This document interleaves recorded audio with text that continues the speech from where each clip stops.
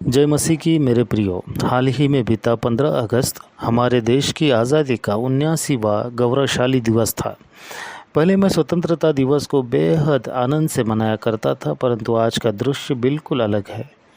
आज हर प्रकार के दुष्ट, नराधम, ठग, चोर, डाकू, लुटेरे, बलात्कारी सच्चे संस्कारी एवं असली राष्ट्रभक्त हैं। खैर, मैं उनसे क्यों डरूं?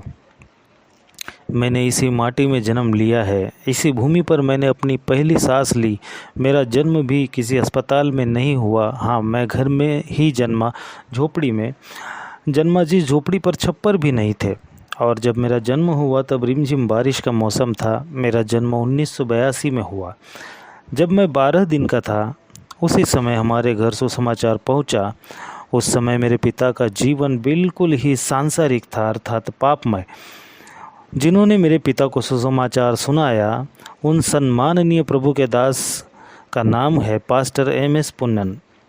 उनकी पृष्ठभूमि तथा बोली भाषा थी मलयाली और वे भारत के केरल प्रांत से थे, परंतु वे बेहतरीन मराठी बोलना जानते थे और मुंबई के अखबार नवाकाल में वे फोरमैन के पद पर कार्यरत थे। और कदाचित यह उनकी कार्यशैली का ही प्रभाव था कि वे अच्छी मराठी बोल लेते थे। मलयाली भाषिक होने के बावजूद भी वे मृदभाषी थे, परंतु समय समय पर कलीसिया को वचन की छड़ी भी लगाया करते थे। परंतु बहुत समय पहले वे प्रभु के दास अपनी दौड़ को संपन्न करके प्रभु में सो गए, लगभग 4-5 वर्ष पूर्व। और उनके प्रति मेरे हृदय में एक विशेष आदर हमेशा रहेगा। मैं सारी बातें विस्तार से नहीं बताना चाहता, यह एक लंबा विषय है। जब मैं बच्चा था और स्कूल जाने लगा, अर्थात सन 1987 के करीब मैंने स्कूल जाना प्रारंभ किया। जब मैं छोटा था और जैसे जैसे समझदार होता गया तो वहाँ मेरे मित्र भी बहुत थे।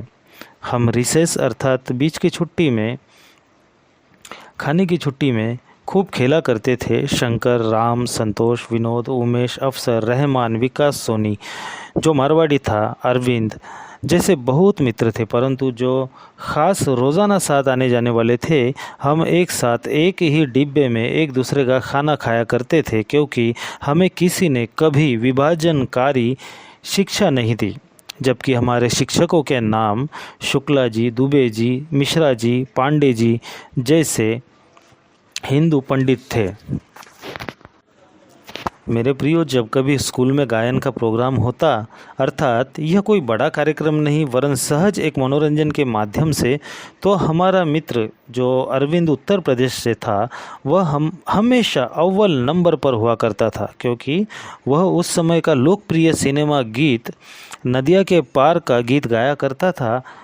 उस समय वह गीत बेहद प्रसिद्ध था और आज भी उस गीत की लोकप्रियता उत्तर भारतीयों में जस की तस बनी है। वह गीत है कौन दिशा में लेके चला रे बटोहिया, और गुरुजी को भी वह गीत बहुत पसंद था।